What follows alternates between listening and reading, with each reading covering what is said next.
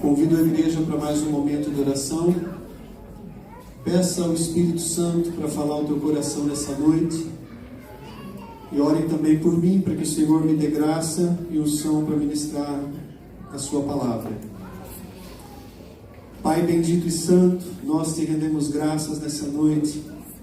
Obrigado, Senhor, meu Deus, por esse momento de louvor, de adoração, de intercessão, por tudo aquilo que o Senhor já operou nessa noite. Nós te rendemos graças porque o Senhor é bom e a tua misericórdia dura para sempre.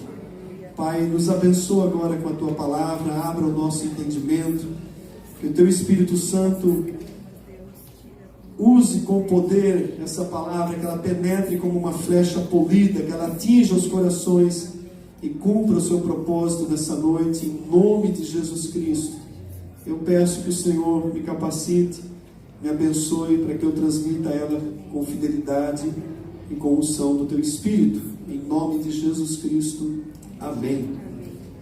O tema da mensagem: tira as sandálias dos pés. Não é a primeira vez que eu uso esse tema, mas faz tempo, né? Eu convido você a abrir comigo a sua Bíblia no livro de Êxodo, capítulo 3. Eu vou ler os versículos de 1 a 12. O texto é bem conhecido, né? É o encontro de Moisés com Deus na sarça ardente.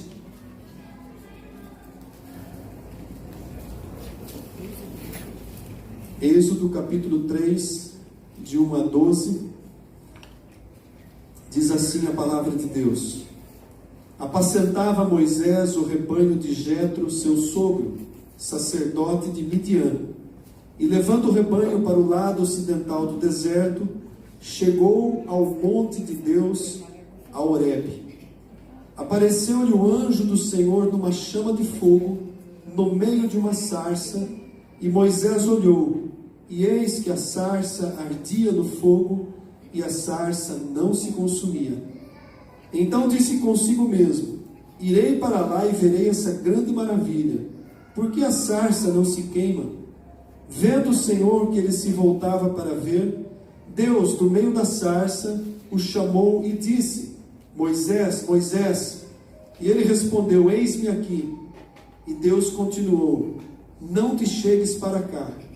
Tira as sandálias dos pés, porque o lugar em que estás é terra santa.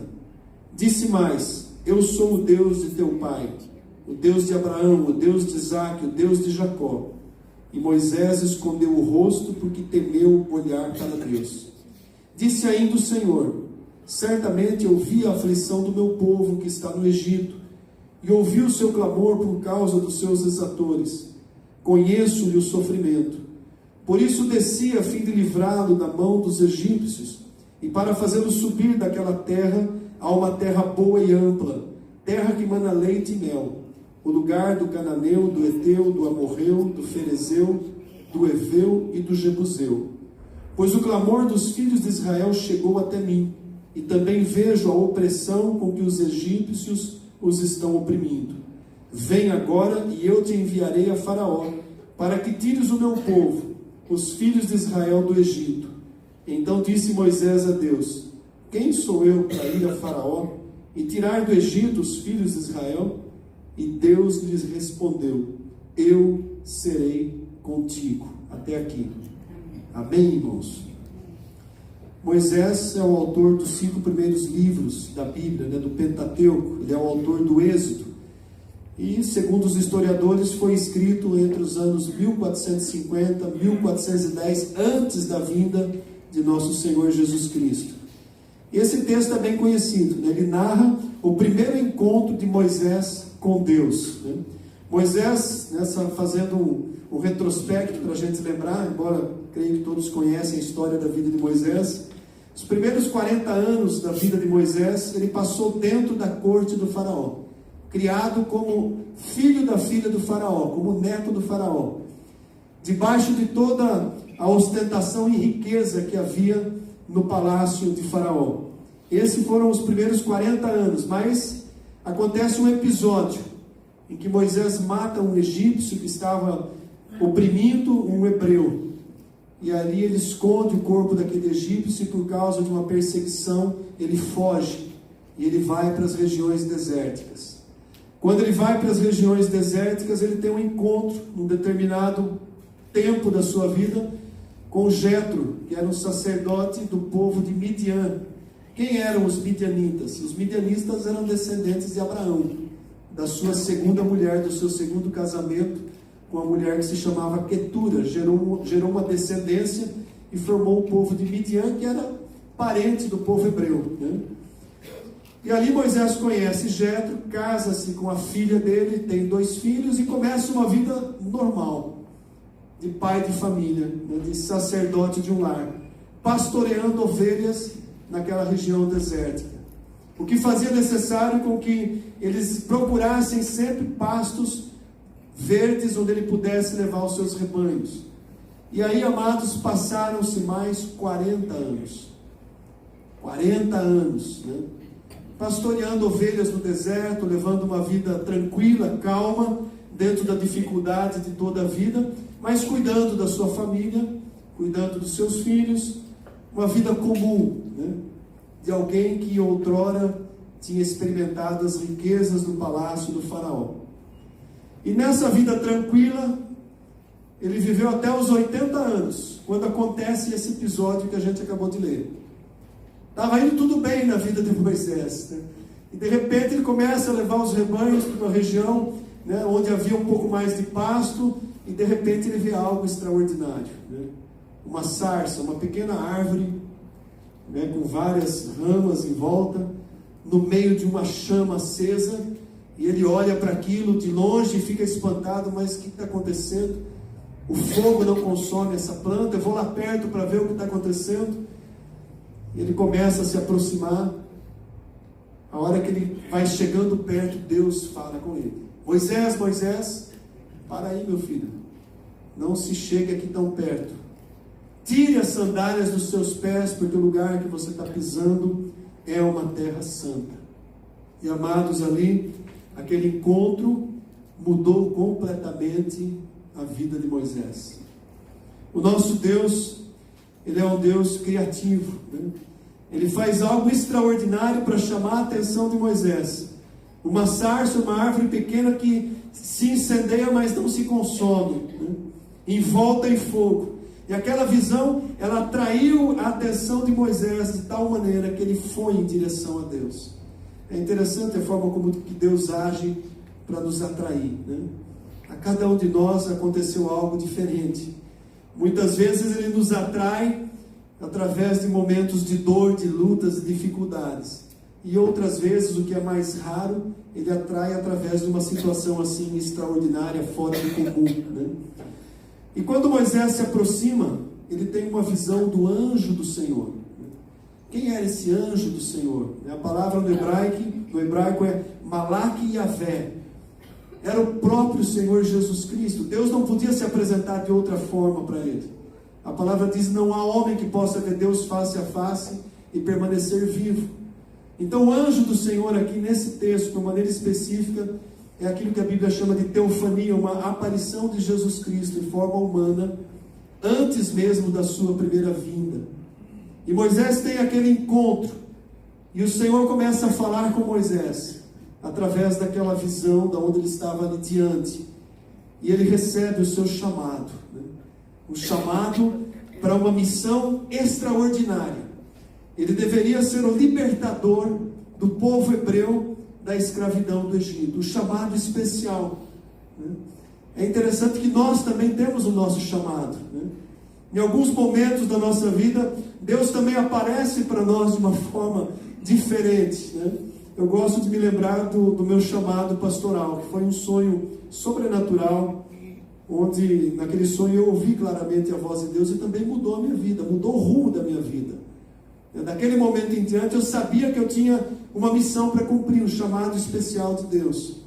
Mas, amados, esse chamado especial de Deus, né, ele acontece muitas vezes de uma forma pessoal, mas é um chamado de Deus que ele é geral, generalizado para todos nós, para todo aquele que nasceu de novo. Aliás, o presbítero Davi, na abertura do culto, falou sobre orarmos por almas, por pessoas que ainda não foram alcançadas. E, por exemplo, um chamado geral para todo cristão é o que Jesus Cristo deixou lá em Mateus 28, do 19 ao 20, o chamado a pregar o Evangelho, a sermos instrumentos de Deus para uma missão que é alcançar vidas. Eu vou ler o texto aqui, Mateus 28, 19 ao 20, diz assim: Ide, portanto, fazei discípulos de todas as nações, batizando-os em nome do Pai, do Filho e do Espírito Santo, ensinando-os a guardar todas as coisas que vos tenho ordenado.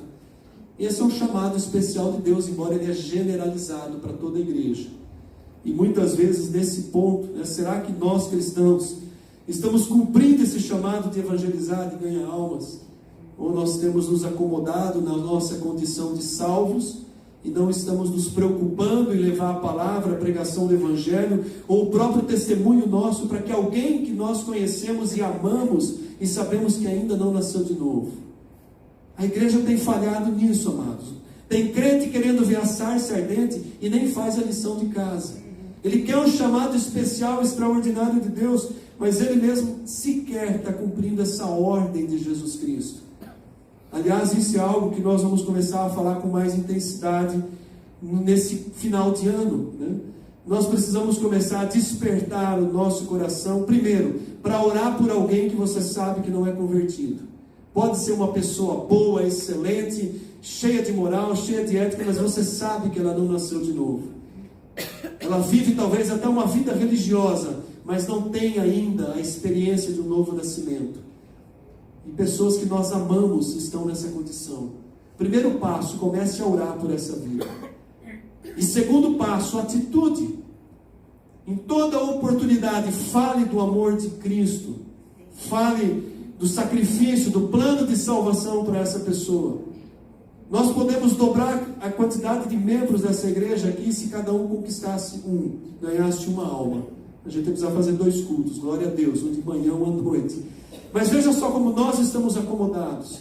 Há pessoas que nós amamos, às vezes dentro da nossa própria família, que nós não investimos 10, 15 minutos para falar de Jesus para elas. A gente conversa 1 hora, fala de futebol, fala da economia, fala da política, mas não falamos do que é mais importante. E aí o crente quer ver a sarça ardente. Não, porque Deus tem que me dar um chamado especial, mas não está nem cumprindo o dever de casa, né?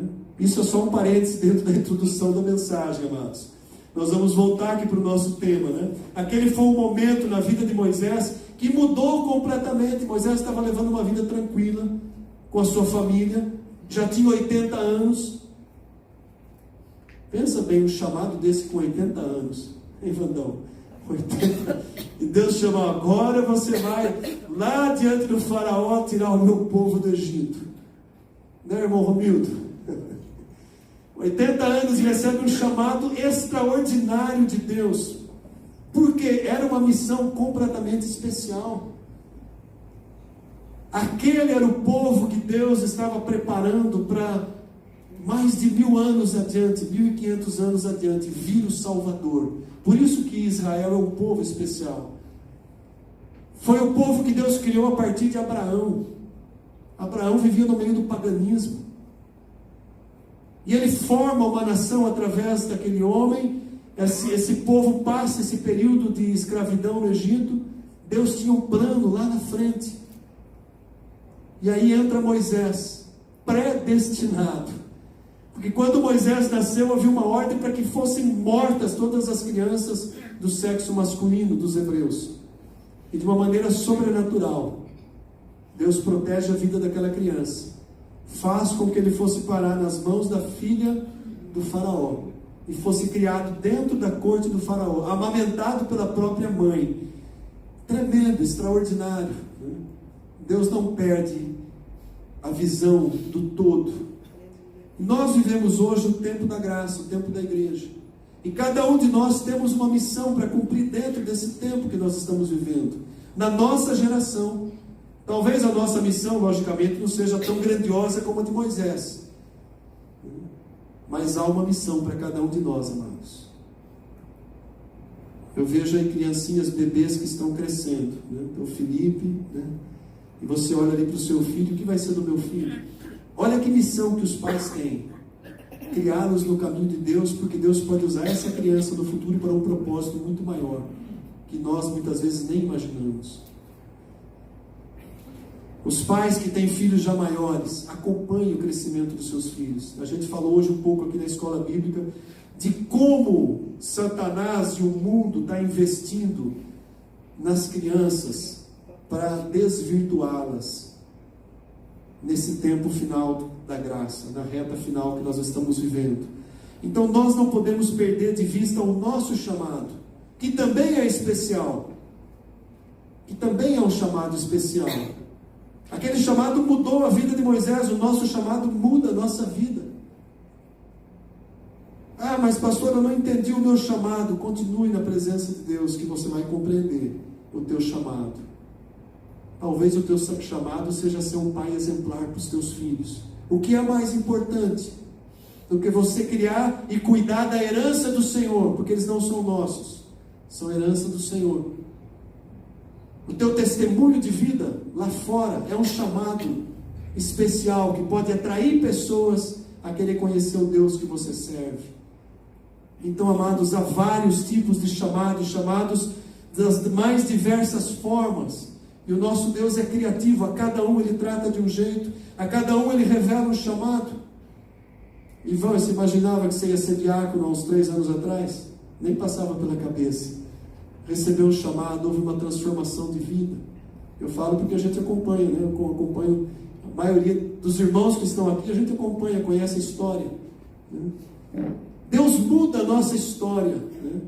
Ele nos tira muitas vezes daquela vidinha rotineira, vivendo para nós mesmos, para viver para Ele, para que a nossa vida seja útil para Ele. Esse é o grande propósito, servir a Cristo, né? Que foi muito bem falado, intercedido na liturgia desse culto. Esse é um chamado, amado, que nós não podemos perder de vista. Cada um de nós precisamos manter os olhos nesse chamado. E Moisés recebeu o seu já com 80 anos. E há um detalhe interessante nesse chamado de Moisés, que é o título dessa mensagem, que quando ele começa a conversa com Deus, Deus não começou uma conversa assim: e aí, Moisés, tudo bem? Como que está sua esposa, seus filhos? A primeira coisa que Deus falou para ele foi: não chegues para cá, tira a sandália dos teus pés. Antes de qualquer coisa, né? Não teve. Quando Deus viu que Moisés ia entrando naquele lugar que se tornou santo, o lugar se tornou santo por quê? Porque Deus estava se manifestando ali.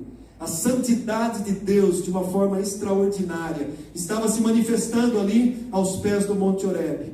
Por isso que o lugar se tornou santo, porque havia uma manifestação específica de Deus naquele lugar. E Moisés vai entrando, né, todo curioso para ver o que acontece. Deus fala: Moisés, Moisés, para aí, tira a sandália dos pés. O lugar que você está se achegando aqui é um lugar santo.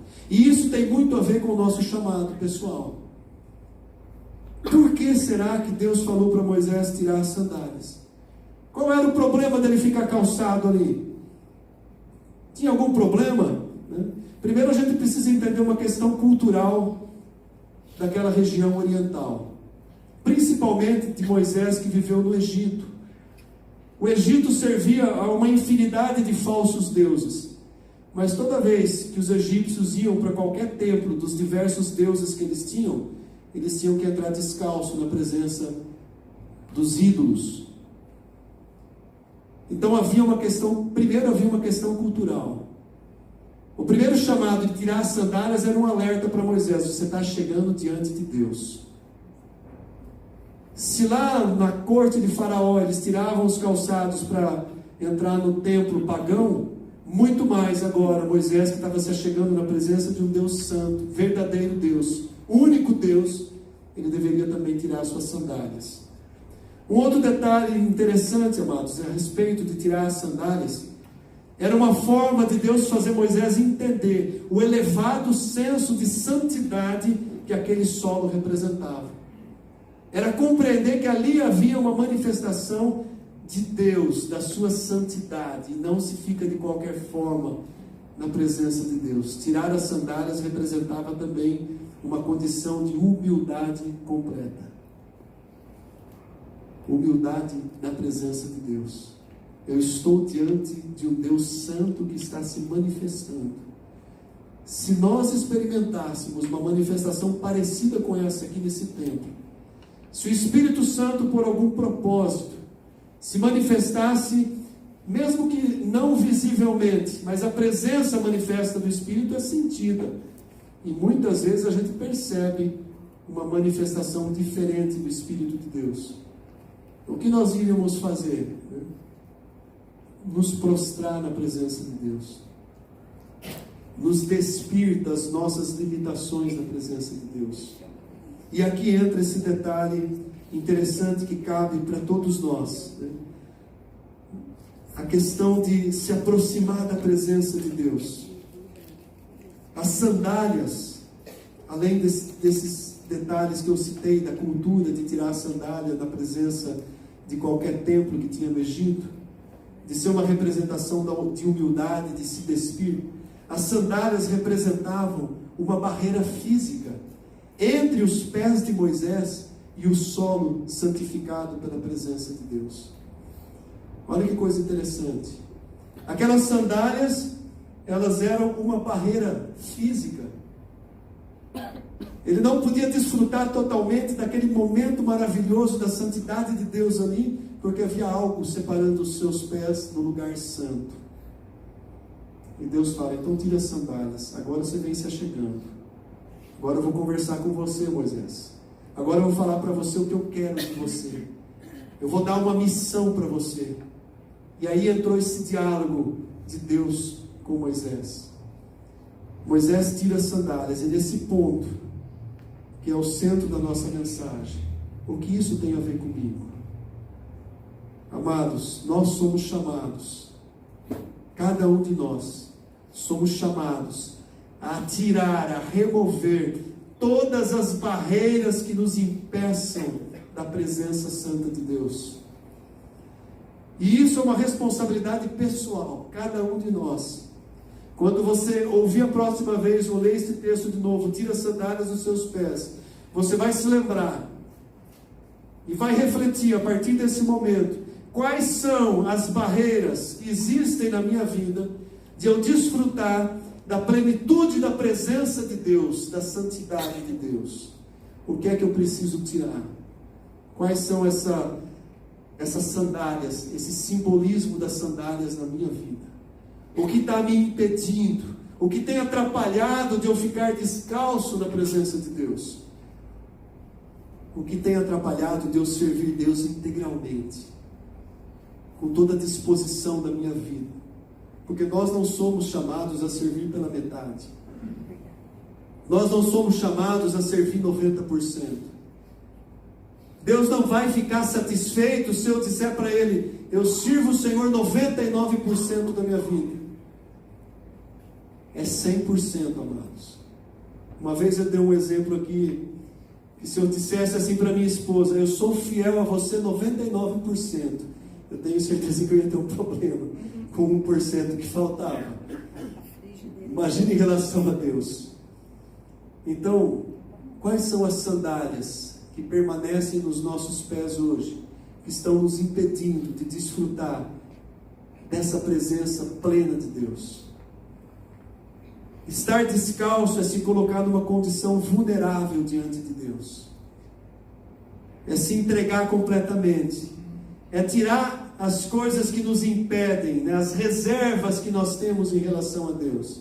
Ó Senhor, eu vou te servir, eu te amo, eu te adoro, eu vou participar de todos os cultos, eu vou ofertar na campanha, vou fazer, você é um crente exemplar, mas Senhor, tem essa área aqui da minha vida, deixa que eu seguro ela, deixa que isso aqui, eu não estou preparado para me render totalmente, eu tenho uma situação aqui na minha vida que deixa comigo, no final o Senhor me perdoa.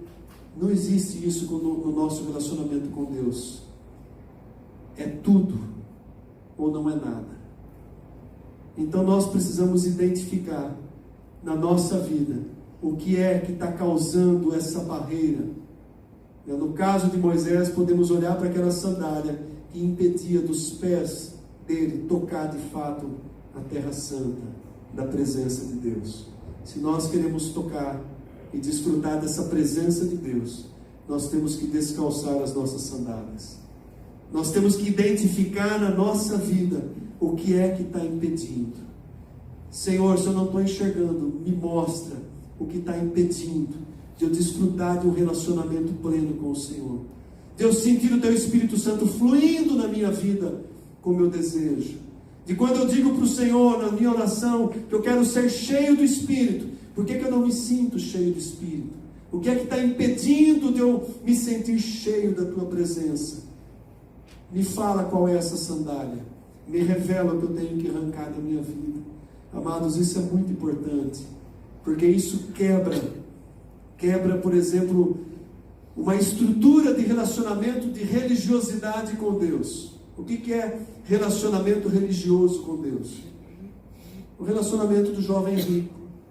Aparentemente estava tudo bem na vida dele, ele era cumpridor da palavra, obediente aos mandamentos, mas havia uma sandália nos pés daquele jovem rico, que era justamente a sua riqueza, impedia de um relacionamento íntegro, verdadeiro com Deus, a ponto de ele ter rejeitado Jesus. Quando Jesus fala para ele, olha, entrega aí, a sandália dele era a riqueza, distribui seus bens e me segue. Ele dá a meia volta, ele se afasta triste. Até então ele vivia uma vida tranquila, religioso, frequentador da sinagoga, obediente da lei desde adolescente. Mas não é isso que Deus quer de cada um de nós. O que Deus quer de cada um de nós é comunhão, é intimidade, é vida de entrega.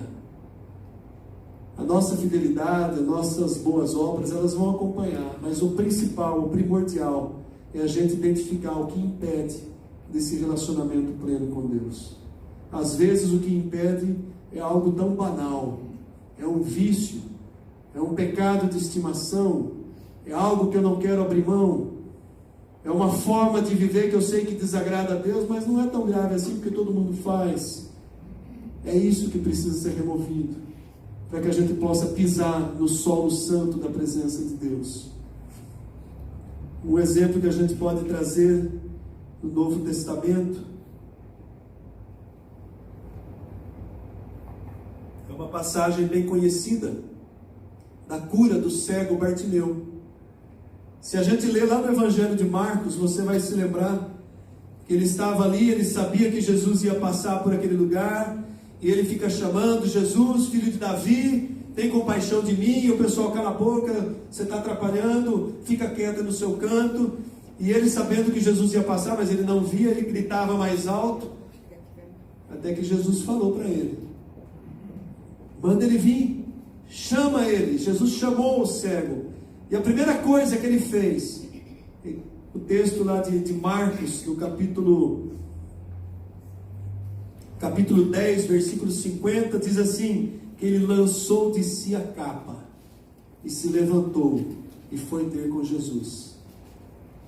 Aquele cego se cobria com uma capa de mendigo, uma capa provavelmente que demonstrava a sua condição de pedinte, e ali ele ficava sentado recebendo esmola, porque não tinha como trabalhar, era cego, e naquela época não tinha nenhum tipo de assistência social.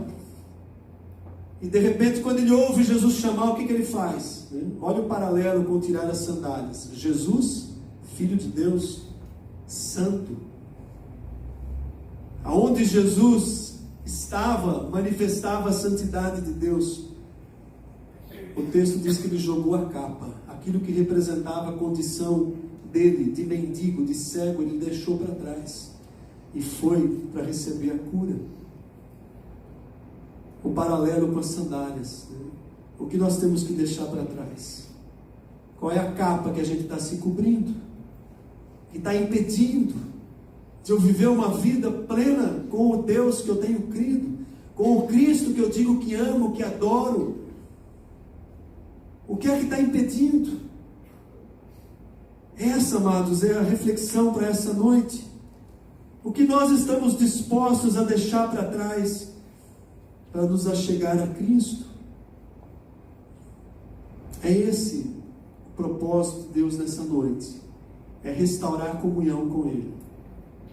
É quebrar essa barreira, é romper esse impedimento.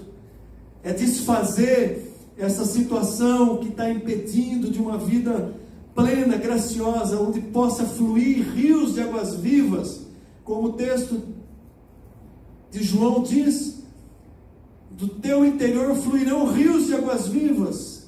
Está fluindo, se está, glória a Deus. Mas se você sente que está estagnado, não está fluindo nada, se sente que tua vida está travada, que você não tem tido prazer em orar, em ficar na presença de Deus, não tem falado de Jesus, tem vivido unicamente para si próprio, não evangeliza, não prega, não fala, alguma coisa está errada, não está fluindo os rios de águas vivas, que devem fluir do nosso interior, porque nós temos o Espírito Santo, amém? Então precisa fluir, na minha vida precisa fluir. E refletindo nisso, amados, não cabe o crente ficar calado em silêncio e perder as oportunidades de apresentar o Evangelho, o plano de salvação para alguém. De repente, aquela pessoa com quem nós temos um relacionamento morre e a gente não apresentou o plano de salvação para ela. A gente deixou passar batido. Não fizemos sequer um convite para conhecer a igreja. Ah, mas é importante conhecer a igreja? Sim, é importante. Não é aqui que você recebe a palavra, que você tem o alimento, que você tem congregado. Por que não convidar pessoas para conhecer a igreja onde você tem congregado? Vai deixar que a pessoa se aventura em lugares, né, onde está sendo pregado um falso evangelho e entrar pela porta larga, onde muitos entrarão? Não, amados, né? Nós temos que fazer propaganda assim. Se nós confiamos na nossa igreja, na palavra que está sendo pregada aqui, eu tenho que convidar as pessoas para a minha igreja sim, e falar bem da minha igreja, e falar: minha igreja tem problemas, é feita de gente, tem defeitos, mas pelo menos eu tenho uma coisa que eu posso te garantir: você vai ouvir uma palavra fiel. Amém. E é o compromisso de cada um de nós que subimos aqui para pregar, não só da minha parte, mas dos presbíteros quando vêm pregar, de pastores de fora, porque nós não chamamos pessoas que não conhecemos. Glória a Deus. Então, amados, isso é importante. Amém. Nós precisamos ser instrumentos na mão de Deus, como Moisés foi. Ah, mas a missão de Moisés era aquela, beleza. A nossa missão é aqui e agora. Então, amados, esse é um chamado para nós hoje, para fluir isso que está em nós, que é a presença do Espírito Santo. Eu preciso jogar a capa, tirar as sandálias e passar mais tempo na presença santa de Deus. Aleluia. No lugar secreto de adoração, refletindo na palavra de Deus, sentindo prazer em pegar a palavra e ler e trazer ela para a vida. Talvez no começo seja um pouco difícil, mas depois que você começa a tirar um tempo de qualidade, você começa a ter prazer em ler a palavra de Deus, você vai ver o quanto que ela é viva, o quanto que ela fala ao nosso coração. Eu estava preparando uma devocional que eu envio para os meus filhos, e de repente eu li um versículo da palavra e me despertou a atenção de tal maneira que na hora que eu comecei a escrever sobre aquele versículo, em questão assim de 5 minutos, eu tinha um texto preparado, inspirado pelo Espírito Santo, para direcionar, no meu caso, para um filho. Eu faço devocionais para a família, às vezes eu mando no grupo da família. É coisa simples que todo pai deve fazer pelos seus filhos. Ah, meu filho está desligado, não está vindo, né? Eu sou responsável por pregar primeiramente dentro da minha casa. Se eu sinto que o meu filho está frio, esfriou na fé, eu preciso semear a palavra na vida deles. Por que lá fora eles ouvem tanta bobagem? Porque o diabo está semeando lixo na vida dos jovens, dos adolescentes, das crianças pequenas das escolas. E nós temos que semear a boa semente. Mas se nós sequer lemos a palavra de Deus, como que eu vou ter semente boa para colocar para as pessoas que eu amo? O que é que está impedindo, amados? Qual que é a sandália que está impedindo? Qual que é a capa que está impedindo desse fluir Às vezes a gente pensa, fluir rios de águas vivas é quando eu estou num culto e eu entro num êxtase, eu caio e eu rolo, eu falo em línguas, eu vejo coisas especiais de Deus. Isso pode acontecer, mas o verdadeiro fluir do Espírito Santo é quando através da nossa vida uma outra vida é alcançada. Aquilo que pode acontecer é para minha edificação pessoal, o desfrutar de um momento diferenciado, e eu creio, já experimentei momentos diferenciados. O culto familiar, o culto da domingo à noite é um culto muito mais de ensino, não é um culto onde a gente conduz para momentos onde a nossa emoção se extravasa. Eu creio, o Espírito Santo pode tocar nas nossas emoções e fazer coisas tremendas, mas o maior propósito dele é que nós sejamos usados para que o Evangelho seja propagado e vidas sejam alcançadas. Quem é o meu próximo mais próximo, que está dentro da minha casa? O meu vizinho, meus parentes, meus amigos de trabalho. Aonde eu vou ser um instrumento de Deus? Para esses. Nem todos têm um chamado para ir para a Turquia no meio dos muçulmanos. Glória a Deus pela vida do Dudu e da Rose. Mas eu ficaria apavorado se Deus fizesse isso comigo. E falasse, você vai deixar de ser pastor, você vai agora lá para a Índia, para a Coreia do Norte, porque eu estou te mandando, viu? Olha, ia ter que acender uma sarça. Mas cada um tem o seu chamado, amados. Cada um tem o seu chamado. E no chamado nós vamos ter que abrir mão de algo. E esse é o detalhe. Nós não queremos abrir mão de algo. Nós queremos desfrutar das bênçãos do nosso Deus, mas a gente não quer abrir mão de algo. Senhor, deixa essa parte aqui comigo. Então, nós vamos encerrar esse culto com um momento de apelo essa noite. Eu vou convidar o Ministério de Música à frente. E eu tenho plena certeza que essa palavra incomodou o coração de irmãos, de irmãs, e que talvez hoje seja um momento de uma restauração dessa comunhão com Deus. Talvez hoje seja um momento de você dizer para o Senhor, nesse culto, Pai, eu estou jogando as sandálias fora, eu estou me descalçando na Tua presença, eu estou tirando a capa, porque eu quero que o Senhor restaure plenamente. Eu quero entrar na presença da Tua santidade. E com capa e com sandália, nós não vamos entrar na presença da santidade de Deus. Com impedimentos que nós mesmos colocamos na nossa vida, nós não vamos desfrutar dessa presença da santidade de Deus. Vamos nos colocar em pé.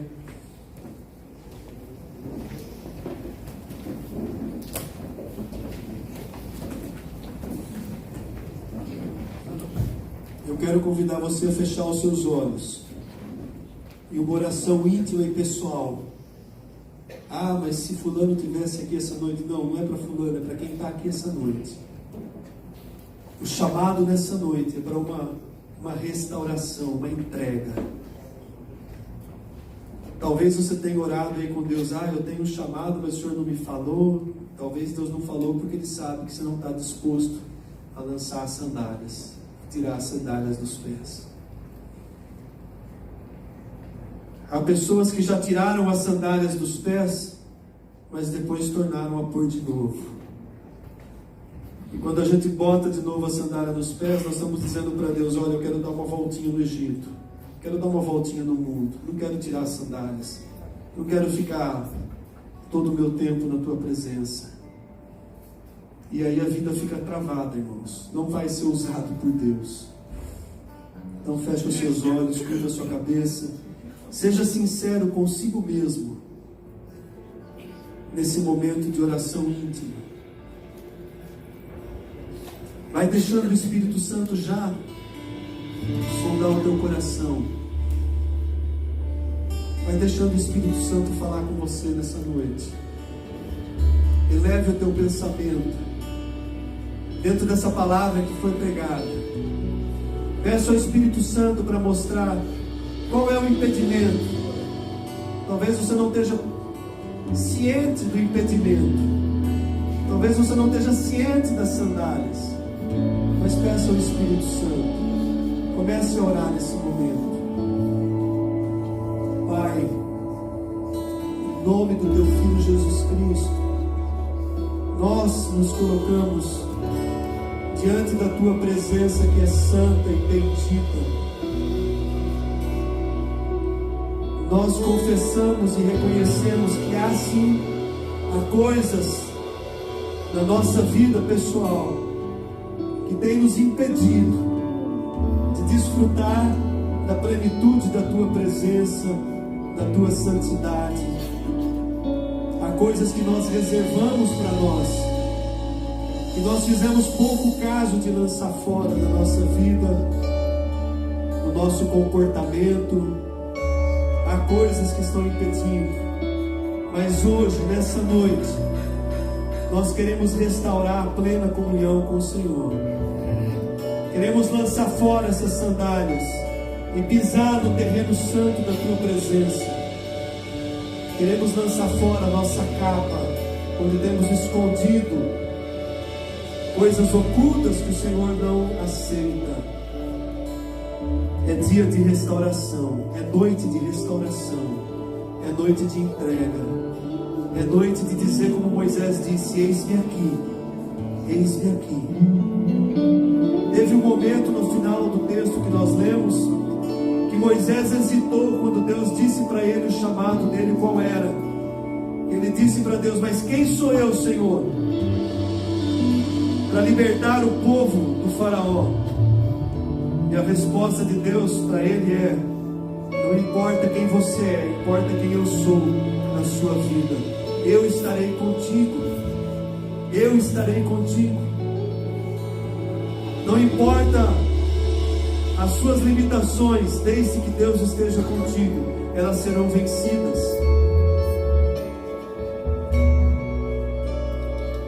E nós vamos orar por aqueles que de uma maneira especial sentiram que precisam de uma intercessão